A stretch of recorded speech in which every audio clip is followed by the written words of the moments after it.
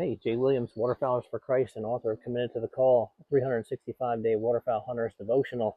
Sitting out here in the rain tonight, I want to read you one called Hiding in Plain Sight. I had no idea that there were so many different ones. I'd always thought all ducks were the ones with the green heads, she said. How many of us have heard a remark like that?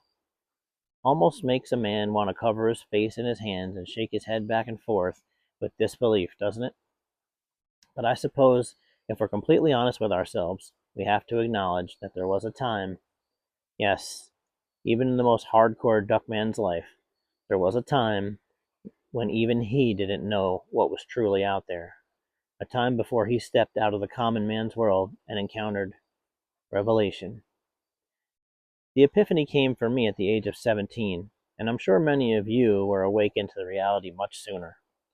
The first duck that I ever shot was a hen-hooded merganser, and if not for someone else's identifying it as a type of waterfowl when it flew by, I would have thought it was just a low-flying, highly motivated woodpecker. Even when it was in my hands, I'd still had a hard time accepting that the pointy-beaked bird with a mohawk was actually one of the things that I was after. I knew right there and then that I'd need something to help me recognize my targets better, and so I purchased a fully illustrated ID guide from a reputable publisher, and the day I'd opened that book was the moment my eyes were open and my world forever changed. The time has come to have an epiphany about true faith in Jesus. The world seems to have lost sight of who he is and how important it is that he is our focal point. By taking our eyes off of him, we've created a bunch of weird doppelgangers called denominations. Much like the next sought-after bird on a bucket list, these things can be very appealing at different times to different people, but there is only one true king, and that is Jesus alone. He is the one thing that we are to be after.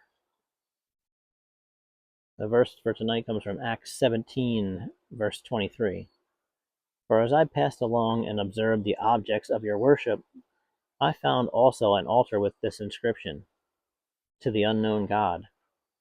What therefore you worship as unknown, this I proclaim to you.